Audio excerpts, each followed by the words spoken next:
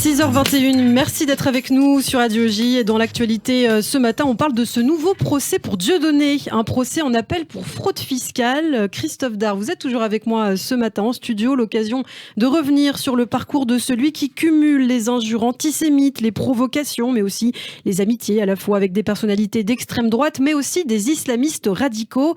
Et on commence donc ce parcours en rappelant que Dieudonné, pourtant au début de sa carrière dans les années 90, c'est une personnalité engagée contre le racisme et plutôt très à gauche. À l'époque de son duo avec Elie Semoun et au début effectivement de sa carrière solo, que ce soit donc dans les salles de spectacle ou également au cinéma, Dieudonné qui est en faveur de la régularisation des sans-papiers dans la décennie 90, du droit de vote des immigrés et de l'écologie, est déjà donc engagé en politique. À l'époque, dans les années 90, il veut faire barrage au Front National. Il se présente en 1997 aux législatives à Dreux en Eure-et-Loire, là où le parti Le Péniste fait des scores très élevés. Et quelques années plus tard, au début des années 2000, Dieudonné se rapproche de mouvements noirs radicaux. Oui, effectivement, au tout début de cette décennie, il permet à l'aile française d'un groupe, la Nation of Islam, d'organiser un meeting au théâtre de la Main d'Or dans le 11e arrondissement de Paris que Dieudonné vient de louer. C'est l'époque où il se lie d'amitié notamment avec Kémy Séba qui fondera bientôt la tribu K, cette tribu qui sera dissoute en 2006 suite à une violente descente rue des Rosiers dans le Marais. Il sera d'ailleurs condamné pour incitation à la haine raciale. Dieudonné se lance à la même période dans l'écriture et la réalisation d'un film sur l'histoire de la traite négrière, mais le financement lui est retiré en 2002. Et il déclare alors dans une interview à Lyon Capitale: pour moi, les Juifs, c'est une secte, une escroquerie. C'est une des plus graves parce que c'est la première. En fait, il accuse les Juifs d'être à l'origine du refus de ce financement de ce film. Et c'est à ce moment-là que l'UEJF, la LICRA et le consistoire portent plainte pour ses propos. Dieudonné sera finalement condamné en février 2007 pour injure antisémite. Et pour en revenir à l'année 2002, dans une autre interview, il fera l'éloge d'Oussama Ben Laden. Et puis en juin de cette année-là, il va se présenter aux législatives à Sarcelles contre Dominique Strauss-Kahn et il déclare DSK a été ministre des Finances, mais j'aurais aussi aimé qu'il apporte une aide au peuple palestinien. Il déclare aussi: je me défie de tout communautarisme, contrairement à DSK qui soutient les intérêts d'Israël. Dieudonné recueille 2,18% des suffrages dans la circonscription à Val-d'Oisienne. Et la même année, dans une interview, cette fois au site Black Map, il parle des Juifs comme, je cite, d'un peuple qui a bradé l'Holocauste, qui a vendu la souffrance et la mort pour monter un pays et gagner de l'argent. Et les attaques antisémites et antisionistes se multiplient et on atteint le point de non-retour le 1er décembre 2003. Dieudonné est alors sur France 3 en direct dans l'émission On ne peut pas plaire à tout le monde, animée par Marc-Olivier Fogiel. Le scandale éclate. Oui, il éclate effectivement aux yeux du grand public en fait, qui jusque-là ignorait ce qu'on a évoqué précédemment, puisque c'était dans des interviews, on va dire, dans des journaux plutôt confidentiels. Mais là, effectivement, devant des millions de téléspectateurs, il y a ce fameux sketch où il campe un rabbin vêtu d'une cagoule et d'un treillis militaire, où il déclare rejoignez l'axe du bien, l'axe américano-sioniste qui vous offrira beaucoup de débouchés. Et il finit par lancer Israël en faisant le salut nazi. La LICRA, l'UEJF et le consistoire portent plainte pour diffamation raciale, mais Dieudonné sera relaxé.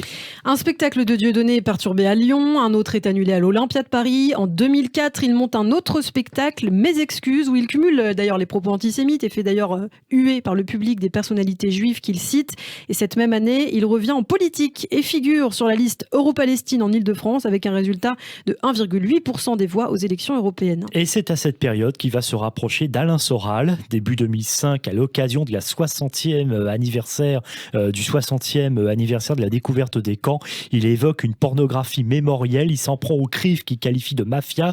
Il sera condamné en 2008 à 7 000 € d'amende pour diffamation publique à caractère racial. Et à cette même période, Dieudonné est très proche de personnalités d'extrême droite et négationnistes. On parlait d'Alain Soral, mais le théâtre de la Main d'Or devient en effet le QG d'égalité et réconciliation, l'association d'Alain Soral. Et puis Dieudonné se rapproche dans ces années-là de Jean-Marie Le Pen et des cadres du FN qui assistent d'ailleurs à ces spectacles. Le fondateur du FN est même le parrain de la fille de Dieudonné. Et puis il est aussi lié effectivement au milieu négationniste. Il invite notamment Robert Forisson sur scène. Il lui fait remettre un prix de l'infréquentabilité de l'insolence par un comparse, un ami de Dieudonné déguisé en déporté juif. Pour cela, Dieudonné sera condamné à 10 000 € d'amende. Et Dieudonné est également proche des milieux islamistes radicaux. Il va effectivement encenser un Tariq Ramadan. Il s'est rendu plusieurs fois en Libye, en Syrie et en Iran. On y reviendra. Et puis lorsqu'il est candidat à la présidentielle de 2007, eh bien, il compte parmi ses soutiens un certain Abdelhakim Sefrioui, dont on a beaucoup parlé ces derniers temps, puisque c'est le responsable du collectif pro-Hamas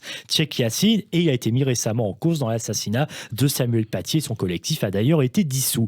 Et puis Dieudonné est également l'ami de l'islamiste pro-iranien Yahya Gouasmi, fondateur du centre chiite Zahra à Grande-Synthe, c'est près de Lille, dans le Nord, un groupe qui sera dissous en 2019 et qui abritait notamment le parti antisioniste. Et oui, le parti antisioniste, parti dont Dieudonné est en tête de liste aux européennes en 2009 en Île-de-France. Yahya Gouasmi est lui numéro 2 sur cette liste. Et sur l'affiche, on voit Dieudonné faire la quenelle, Alain Soral, Yahya Gouasmi et un proche de Gouasmi déguisé en rabbin.